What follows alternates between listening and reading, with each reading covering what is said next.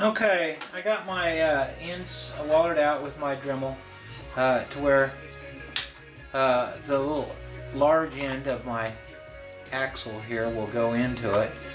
And I fitted 2 washers, is what they're telling you to use. And then I've slid it up on there, and I'll get my height back here in a minute. You don't have to drill these quite yet.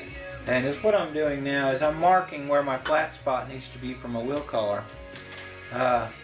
So what I've done, I've pushed everything up on there. I've got the wheel sitting right where I want it. I'm going to reach up in there with a felt tip pen, and I'm going to mark where that needs to be.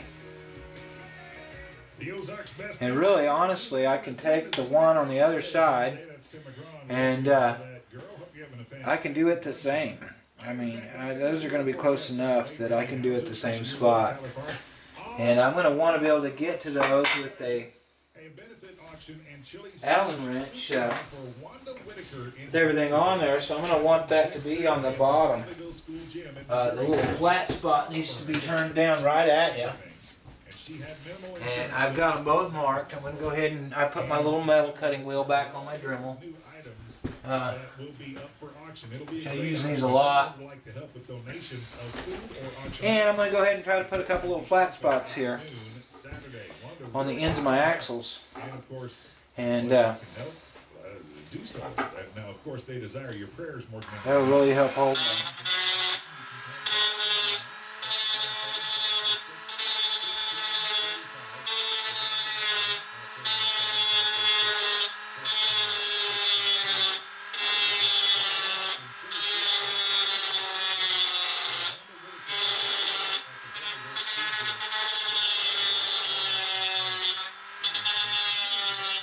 I go ahead and I make a pretty nice flat spot.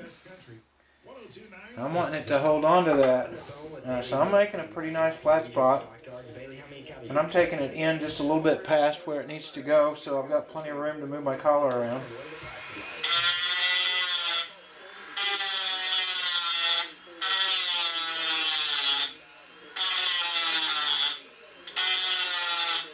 There it is. Pretty nice little flat spot pointing right down at me to tighten up my wheel collar on.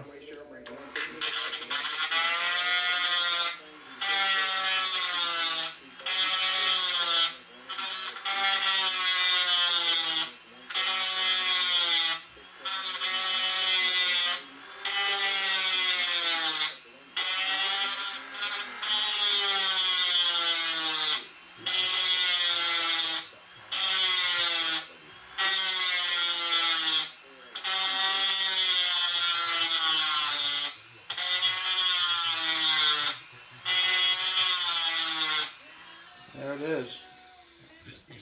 Yeah, I need to make this one a hair deeper, like I said, so I can move that in some.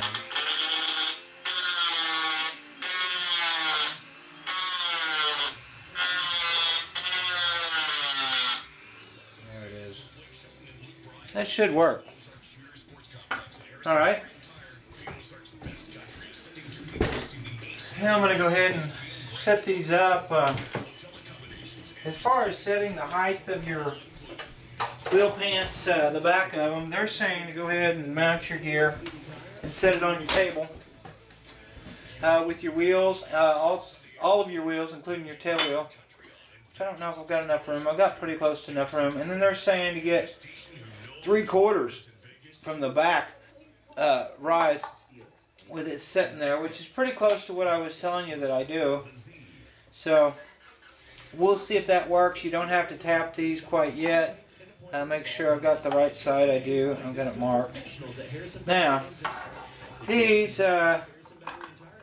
we set them up in there, and they're saying 2 washers.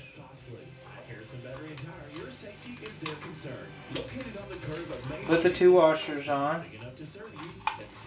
And then the wheel. And so you have to slide your axle almost out of your wheel pant to get your wheel in there.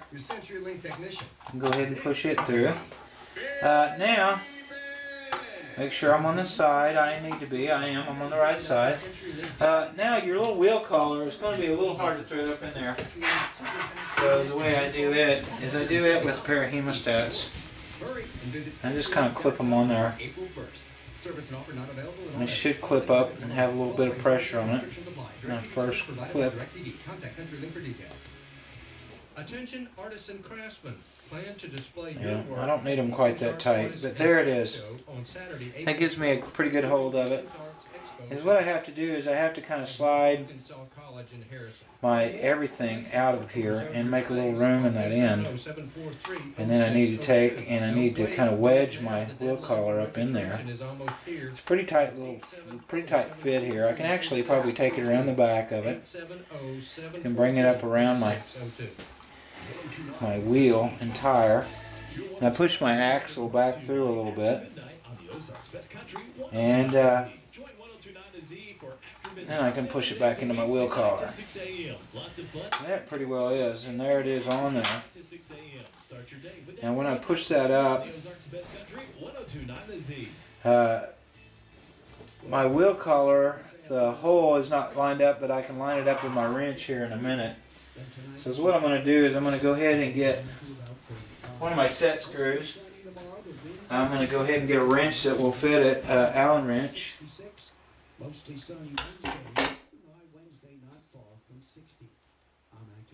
Which that's it right there.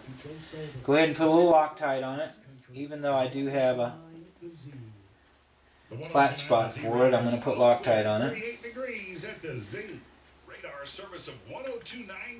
And what I'm going to try to do is I'm going to try to set that down in there. And I magnetize my Allen wrenches, and that helps you hold it on there. But this is a pretty tight spot, so I'm going to have to get it started in that little thread without turning it every which way, which can be pretty hard to do.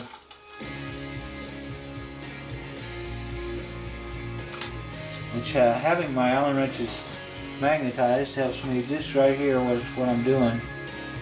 I dropped it down in there, and having my Allen wrench magnetized, I can pick it up, and I can try again here. Now I could have went ahead and started that a little bit into my wheel collar before I stuck it up in there, which is really what I should have done. Would have been a little easier probably.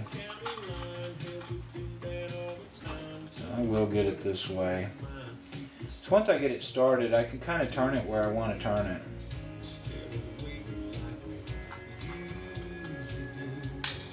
And what I'm doing is, as I'm going down through my little slot, it's pushing my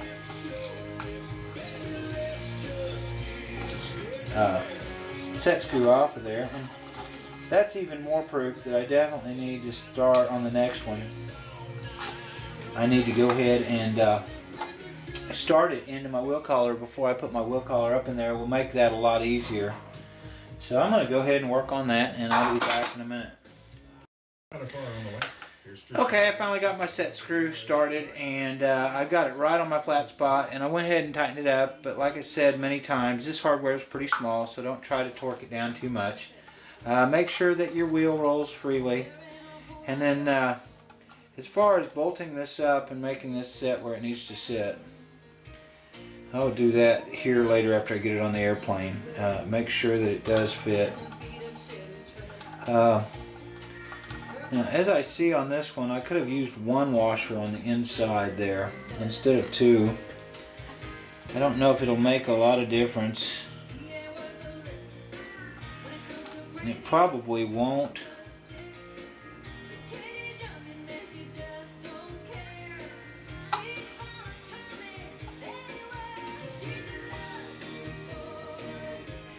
They're showing two washers, but really two washers is one more washer than you need.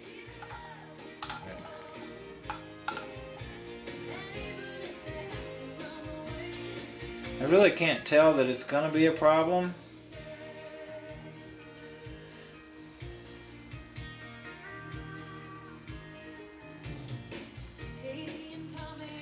Doesn't seem to be, so it doesn't matter. So I'm going to go ahead and do the other side. and as soon as I get it done, and like I said, I'm going to go ahead and thread, I'm going to go ahead and put my little set screw, I'm going to put a little bit of Loctite on it, and I'm going to go ahead and thread it into my wheel collar, just a small amount, before I try to set it up in there like I did the other one. It'll make it so much easier to do. And I mean just a partial thread. Okay, so I'm going to start on this other side, and as soon as I get done with it, I'll be right back. Okay, I got that part done. I'm getting ready to set my landing gear up there and try to mount it. I found my bolts earlier, and right here on the bottom plate here, you can feel around and you can find your holes. Should be right here somewhere. Get registered for the Ozarks Best Country. 1029 the Z. You may not realize it, but when you're the driver and you use a cell phone... These are actually pretty hard to find, but I think I found one of them. Did you know 90% of all fatalities in a work zone aren't workers? Let me set that up there and see if that will help me locate them. Put down your cell phone and pay attention when you're in Okay. a work zone. Because we're all... Yeah, it should be pretty close right there. A message from the Arkansas To State remove Highway a little Transportation covering. Department and AGC There we go, there's one of them. information, visit idrivearkansas.com. The great Nissan St. Patrick's Usually you can press in with your finger and you can tell right where those things are. For example, get 1,000 Nissan I'm not going to much trouble to cut these out very neat. 2013 Roadster Z Coupes and 500 Nissan bonus There's the cash other on one. new 2013 and 2014 Ultima And what I did, I just set my landing gear up there, and it kind of helped me locate these because I couldn't find them real good with my finger. And these landing gears are usually a little lightweight. But on a smaller airplane, you can get by with a lot more. I'm going to go ahead and I'm going to thread these out and see if the threads are good in them. 83 feet wide, accompanied by They appear to be. 12,000 watts of digital surround sound. I may have to come back at a later date and put some larger blind nuts and put a little glue around it. They've got it. This one's quite a bit sturdier, it seems, than the 60 size one. 2014 Z. Basically, the 60 size one did it the exact same way with about the same size bolts as this 40 size airplane. And it was a little light on that airplane, but it may not be too bad on this size of airplane.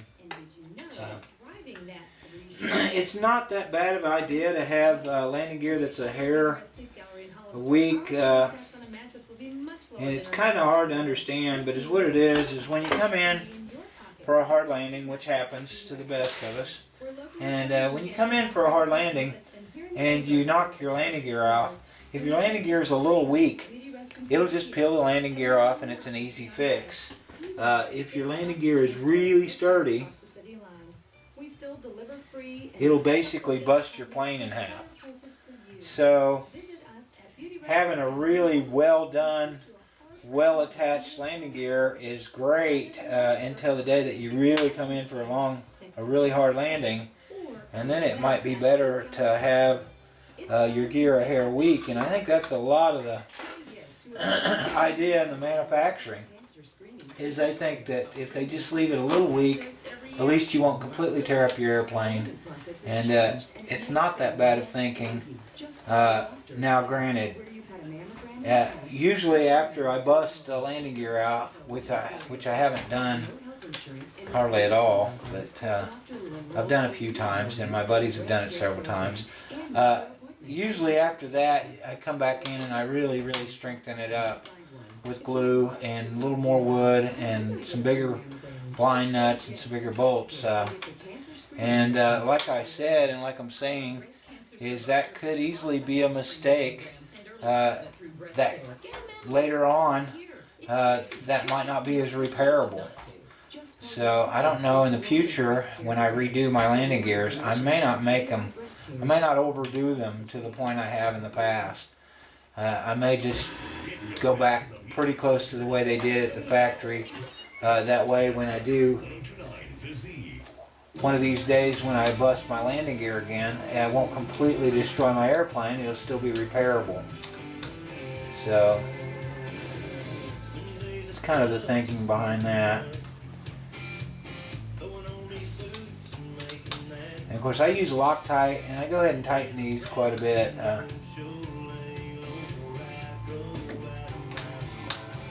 A lot of the little blind nuts I've seen on other airplanes, on used airplanes that I've bought, I've taken apart and stuff, I've found out that they've actually overdone them to the point that they've almost broke the they've actually almost pulled the blind nuts through. You see, here's what I'm talking about. I don't know if you can see this. Let me get the camera to where maybe you can. Right here on the back side, now I haven't put the screws in these yet, and they're saying 3/4 of an inch is what you ought to give on those. And that's probably not that far off. I'm going to find a little wood block or something. It's pretty close to that height. And it's probably not that far off to give them lots of room in the back where they don't drag on the ground, which is basically what I was saying earlier. And there they are. That's exactly 3/4 of an inch. So right there. And I've got another. These are actually the blocks that you glue in to put the cowl on. And I'm just using them for a little stand here because it shows that's about what they did. And I'm measuring them. They are 3/4 of an inch. Exactly. I'm just going to set those up there. It gives me something nice to go by. Make sure this one's sitting up the right way. Yeah, they're 3/4 of an inch this way. They're a hair over that the other way, so make sure I've got them sitting the right way. Okay, that's not bad. That'll give them enough to where they won't hit the ground, but they still look pretty nice. So let me go ahead and look in the book and see. I need to drill those holes.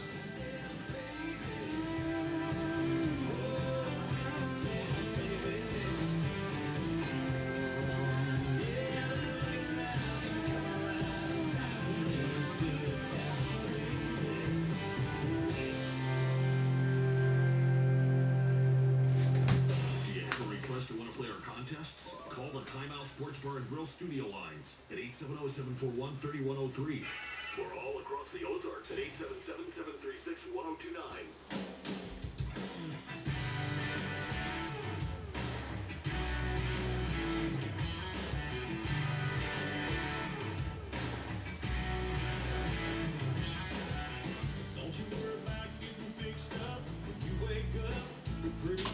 Okay, well they're saying to go ahead and use a 1/16. I'm going to see if I can just get in here and hold it in place and put one of my holes in each one, which I should be able to do. And of course I'll have to be very careful not to go all the way through into my wheel.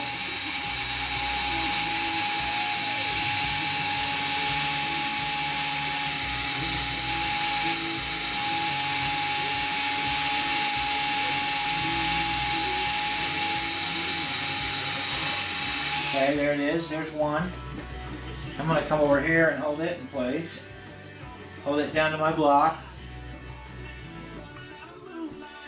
And try to drill the bottom one on it.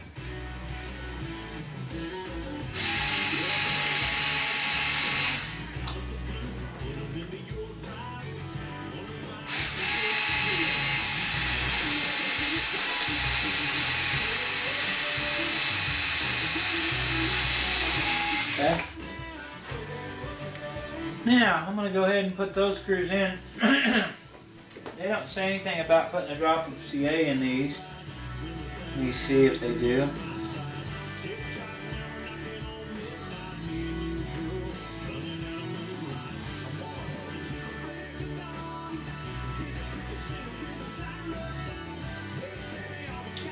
Yeah, they're saying that you can add a drop of oil to your axles. I've actually very seldom done that and had no problems with them. Actually, if you use a petroleum type oil, it will actually not work very good with the plastic. So now something like the Tri-Flow, I believe, is a soap-based lithium, so you might get by with it.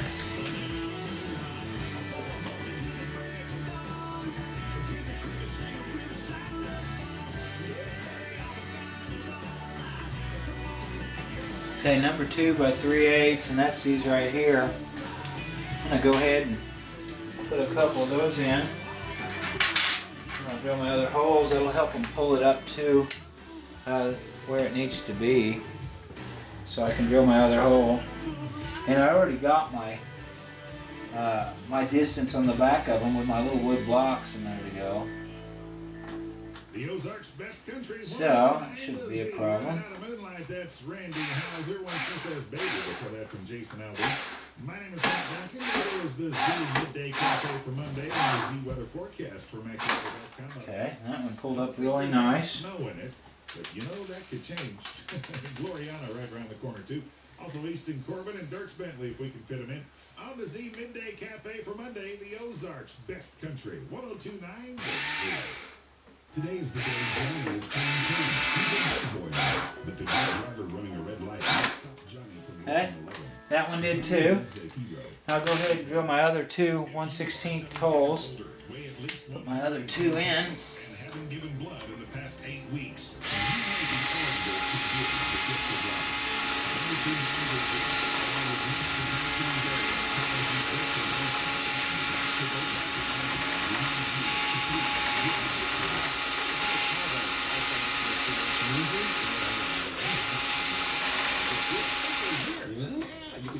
Okay, I'm going to have to go ahead and replace my little battery in my drill, and I'll be right back.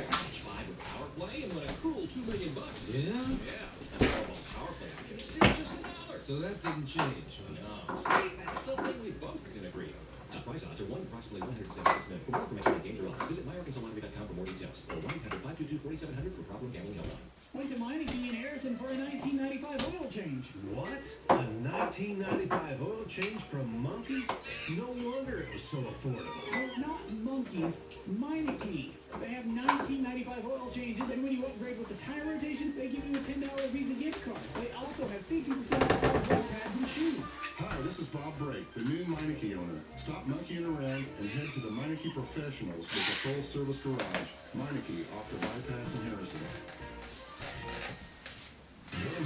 Okay, I got a different battery in my little Ryobi drill, and I'm going to drill this other side. Wait, I'm not sure I'm done with this one. Let me check it here.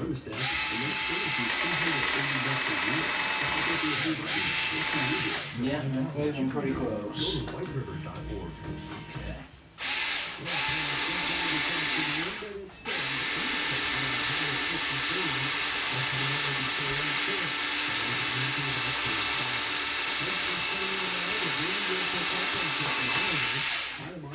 Alright, so I got both those holes drilled out, 1/16. Take my little wood screws here and I put them on both sides. And these little blocks I took and put CA and I glued them together with CA and everything earlier. And they are plywood. And I almost always CA in my holes, but basically I've already done that on these because I CA'd the blocks together and everything, so they don't tell you to, and I don't believe you need to.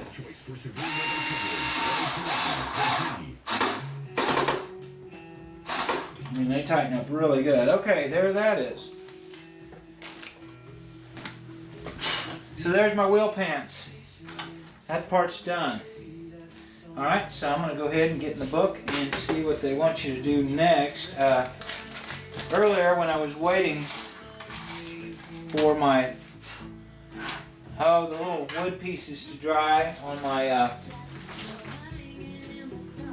wheel pants, I went ahead and found some of my bolts. I went ahead and cut the little pieces in the middle of my engine mount and looked at it to see if it would work on my 60. And the Great Plains motor mounts say right on the back of them 40 to 70.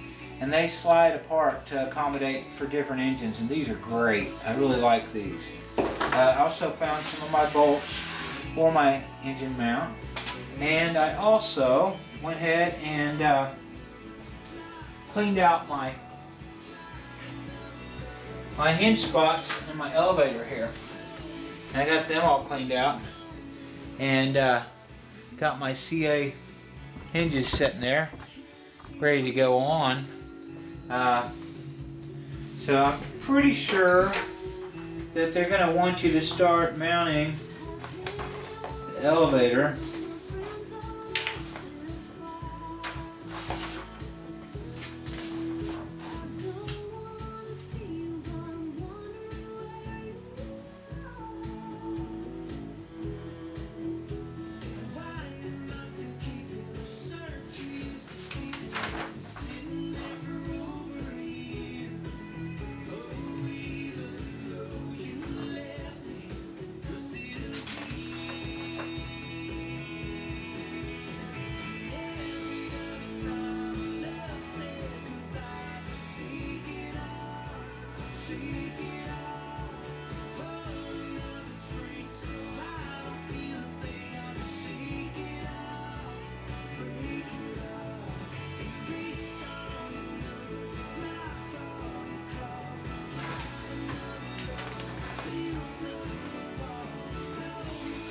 How funny, they're not having you do the elevator yet. I don't know why. I'm going to go ahead and look and see when they're wanting you to put that elevator on there. I don't see any reason at all that it would be in the way of anything.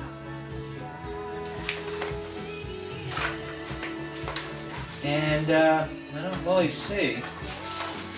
But anyway, I'm going to go ahead and put it on. I'm going to put both halves of the elevator on with my CA hinges.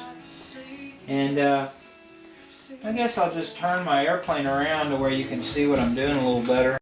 I'm working on the back of it. Pretty easy to do with these smaller airplanes. As you've seen, if you've watched any of my other videos, it's quite hard to do with the larger ones. But anyway, I'm going to go ahead and I'm going to slide it forward where it just sets on the back of the wheel pants, and that'll give me a little bit of assurance to hold it on my table and everything. I'm going to go ahead and test fit these, and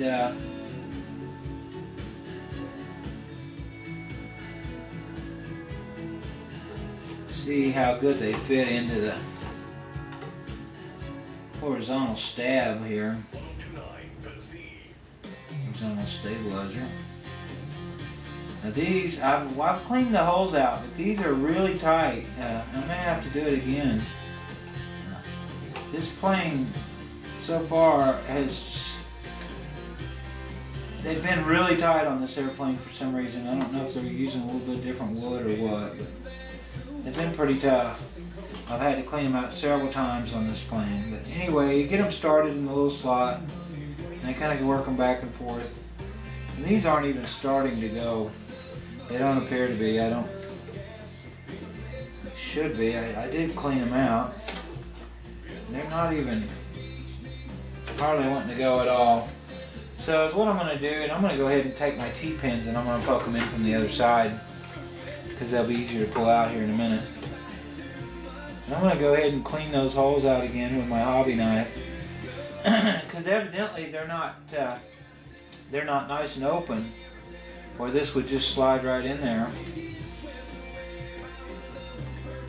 And that's the problem I've had on this airplane. I'll have to pay close attention not to push it off my table, especially with my wheel pan sitting up like that. Anyway, so I'm going to go ahead and stick my hobby knife in there and make sure my holes are clear again. You have to be real careful when you got your hobby knife turned toward you because you're putting a bunch of pressure on it, and if it would slip out, it would really get you, especially with these better blades. Okay, well I believe I've got that one open, and I already went over these earlier, so it really shouldn't have any problem at all anyway. But just go over them again. Keep going over them until they fit.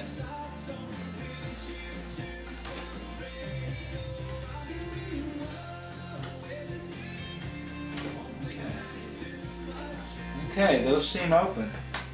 So I'll go ahead and see if this will fit again.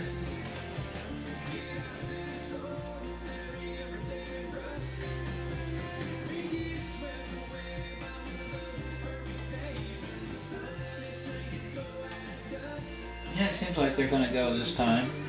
I just get them all started. Then I kind of work it back and forth. Kind of wiggles them into place. There, they're starting to go. There they go. I push them all the way up where I want them to go. And I don't leave much opening on these either. I don't leave much clearance.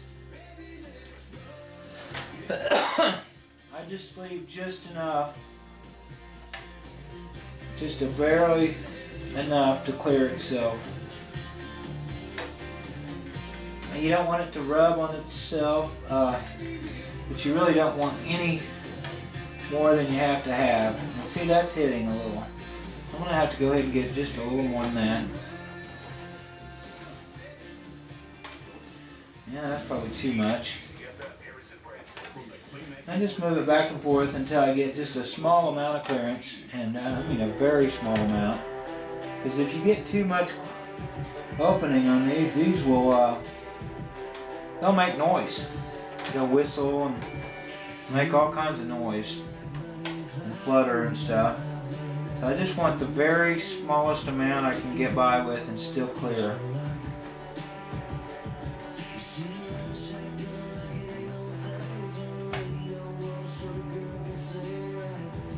And there it appears to be, which is a little more than I like to leave on these.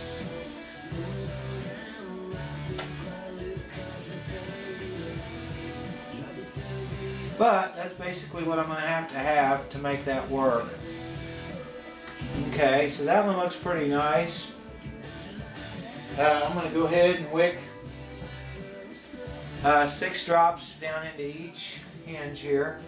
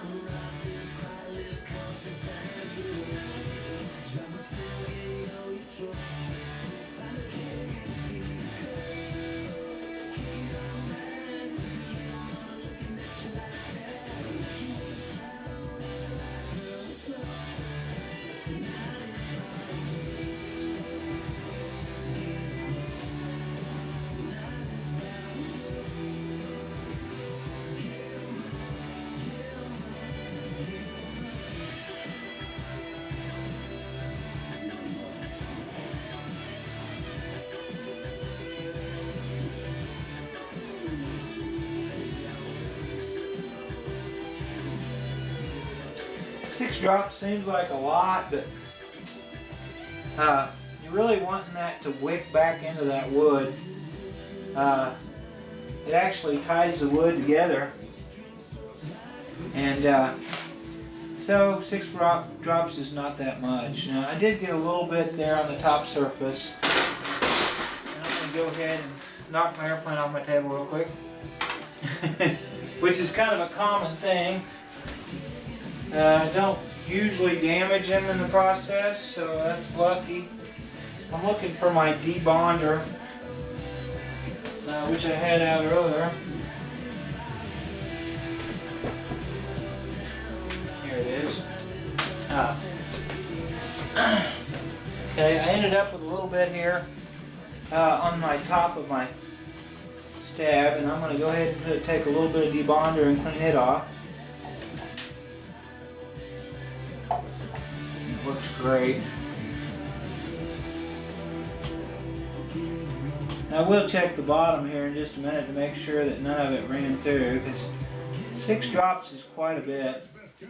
And I'm also going to take a little bit of my tape off. And I need to make a little chalk to hold my wheels so I don't push my airplane off my table every 5 minutes. Okay, and now I'm going to go ahead and pull my T-pins real quick. Z. I don't want to leave them any amount of time because they will stick real quickly. Okay, and there those are. Alright. Now I'm going to take, I've got debonder on my rag. I'm going to go ahead and I've got a spot here that's got a little bit of color from when they did the graphics. I'm going to go ahead and clean it off.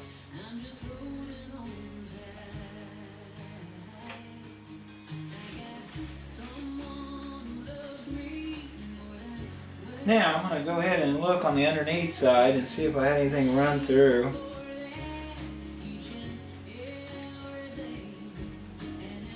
It really doesn't look like I did. Looks like I'm in pretty good shape. Make sure my control surface moves.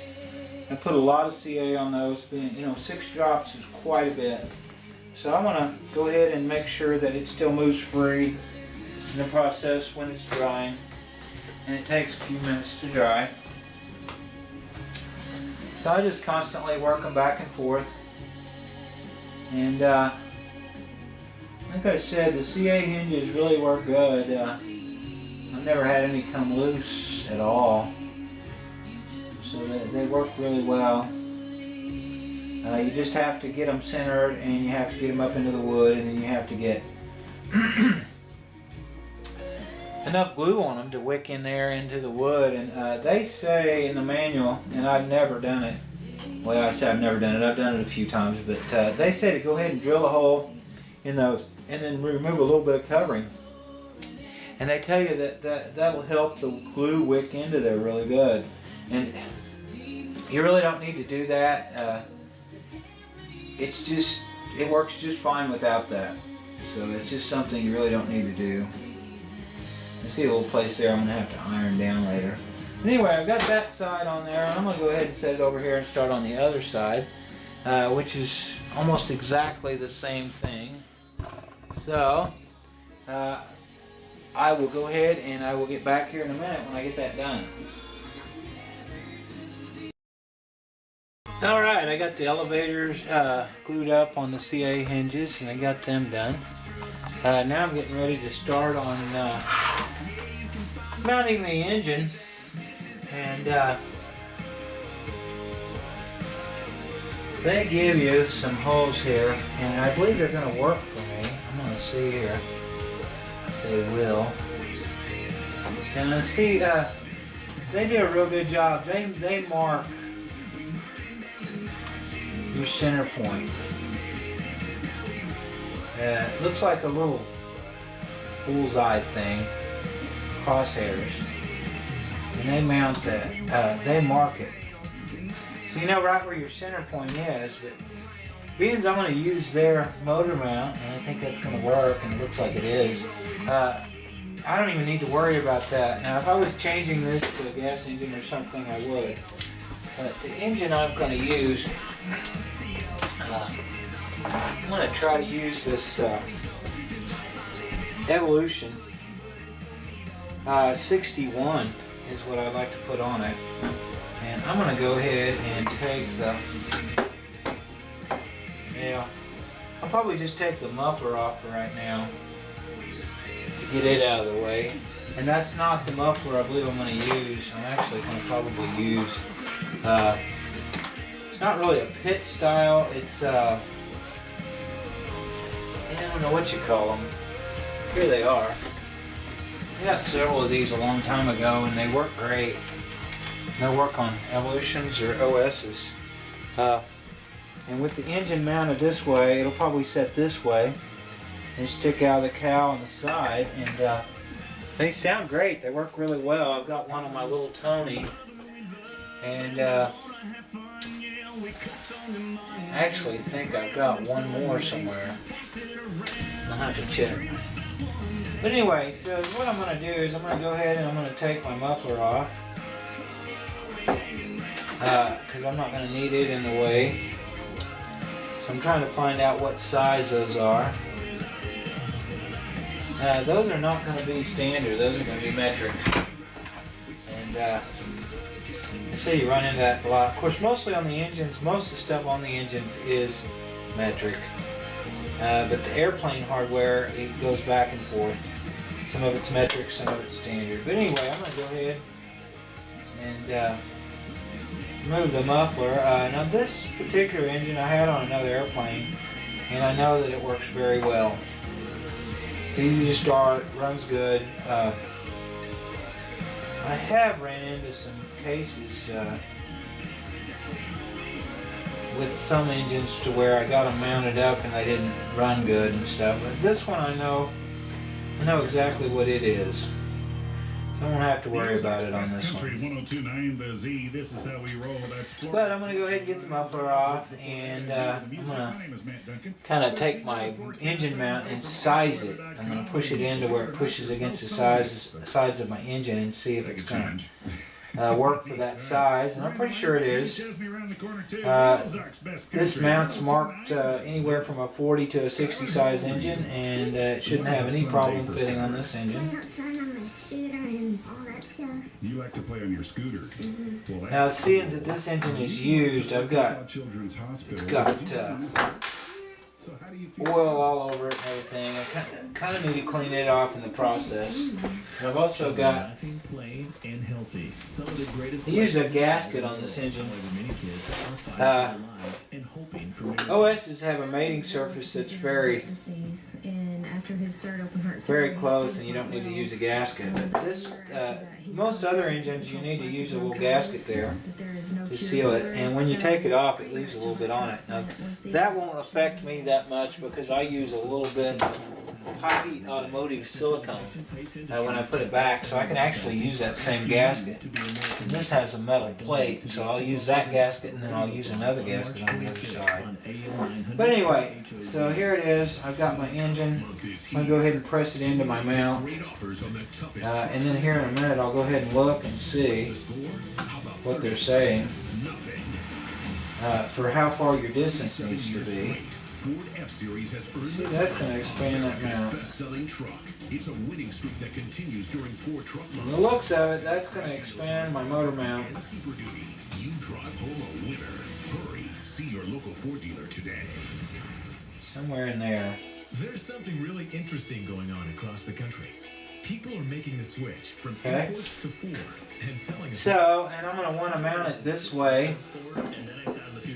So I'm going to go ahead, and I'm not going to Loctite these or anything yet. I'm just going to set this up here. So this time around, we were able to do some research, and we ended up getting the C-Max, which we love. It's been a wonderful switch. Make the switch for yourself. Visit your local Ford dealer. Oh, and these won't be metric, of course. This is Glenda with These will be standard. Are you ready? I'm going to go ahead and find out what size those are. Allen wrenches. Fabulous success story, just like Lisa.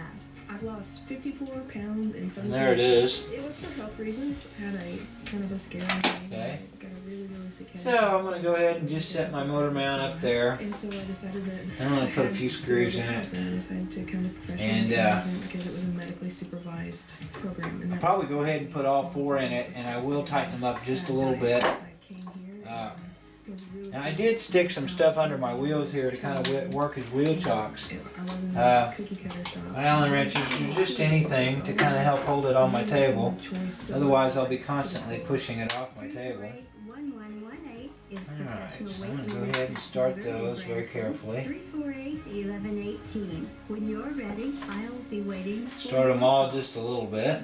People don't want to get their taxes done or do anything by somebody that's just going to consider you a number. It's the personal touch that brings Becca Roberts back to Jackson Hewitt each year. You want someone that's going to be personal. You want someone that's going to care. And that's what's great about Jackson Hewitt.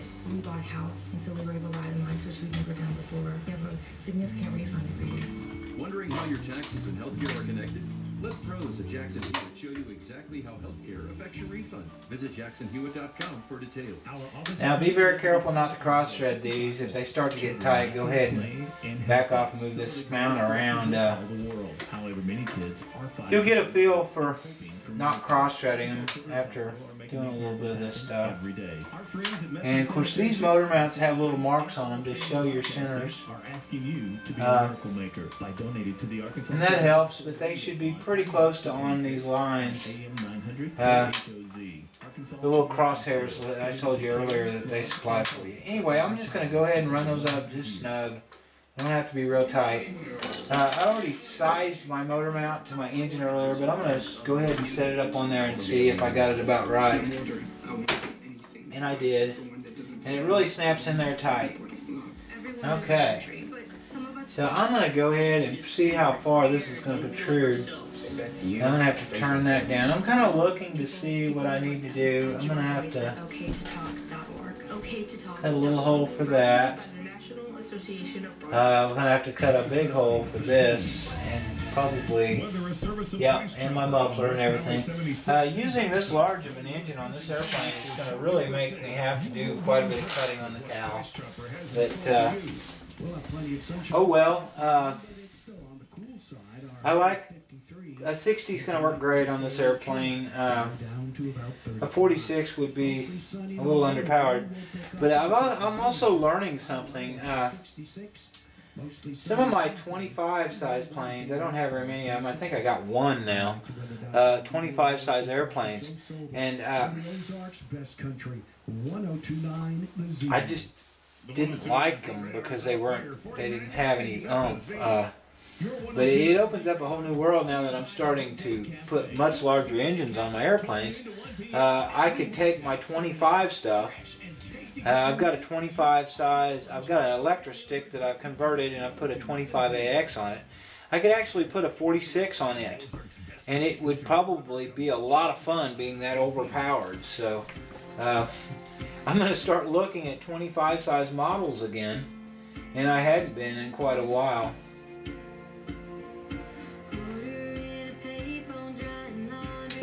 You see that would make this muffler sit just like that, which isn't bad. And I would actually consider mounting this motor inverted with the head straight down. And if I did that,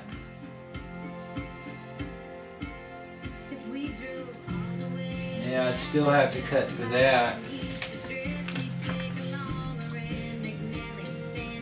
We'd have a lot more room.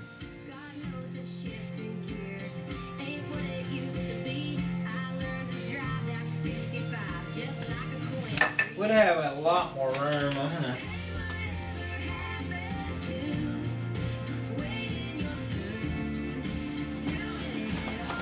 really consider that. That would really cut down on my having to cut my cowl so much. So I'm just going to go ahead and pull these right back off, and I'm going to set my motor up there inverted and see how that looks.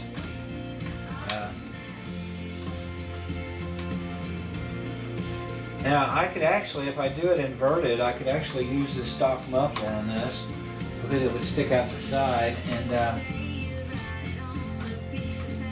on my 60 size U-CANDO, which is, it's the same plane, only a little larger airplane. That's exactly what I did. I mounted it inverted and with the head tilting down.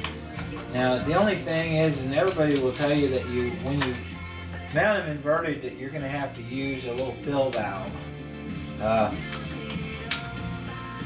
I've tried a couple different kinds of fill valves. A Robart one I tried, and I had no luck at all with it. It started leaking very quickly. It didn't work good. I hated it. And then I actually had a Great Plains one on one plane for a while. I didn't use it very much. But the friend I got it from told me that he didn't have any luck with those, that they started leaking real quickly. So I really don't have much faith in the little fill valves. So what I do is I just cut a hole and I make a splice in the line to where I can run the line out. I can run two lines out. And the reason they tell you you need to use a fill valve is because whenever you use a third line into your tank and you fill your tank, it floods the engine out. With the head inverted, the fuel goes down and it just fills the cylinder with fuel. And you can get by doing it that way, and is what you do is before you start it, you just lean it over and you kind of turn it over by hand to get the excess fuel out of it. And that's fine. But it's what I do is I split my line going into my carburetor, and I put a little fuel filter on the outside here. And is what I do is when I fill my tank, I pull the back side of the fuel filter line loose, and I fill my tank. And is what that does, it takes my engine out of the fuel line circuit because I've got it unhooked. And so after I fill my tank, I hook that line back. And is what it does for me, it keeps my engine from getting flooded when I'm filling my tank up. And it also makes it to where I don't have to have a fill valve, which I have had no luck with at all. And I don't even have to have a little end to snap in my line because I'm actually using the fuel line that goes to my carburetor to fill up my tank. So it works really well. That's probably the way I'm going to do all my inverted engines from now on, instead of the way I've been told to do it. That one's having a hard time starting for some reason. Now, I don't know if you can hear it or not on the camera, but every once in a while there's a loud noise.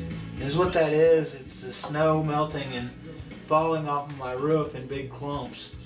So, if you wonder what that noise in the background is, that's what it is. Alright, I just loosened my whole motor mount up a little bit, hoping it would let me start this screw in a little easier.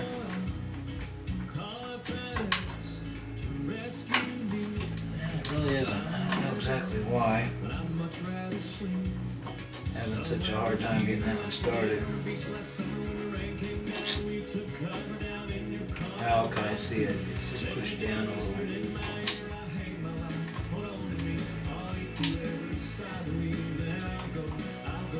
There it is. Yeah, I think so.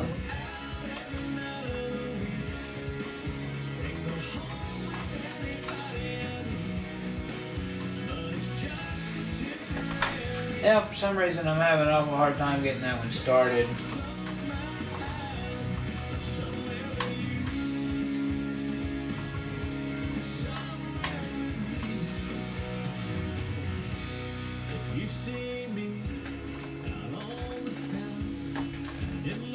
Okay, so all I have to do is I have to go ahead and back these off of here.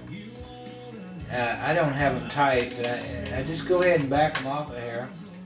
Because what that'll allow me to do is what it should allow me to do. Is pull this whole mount forward, there it is. And that will much easier locate in my hole that I'm trying to thread into. Not only that, I should be able to see it here. And I can. To see what it needs. It's a little low there for some reason. Should be able to tilt it up. Anyway, I'm going to go ahead and I'm going to try to get this bolt started. I don't know why it's getting so tough. I'll go ahead and get those tightened up, and I'm going to experiment with how I could mount my motor inverted and see how that would work.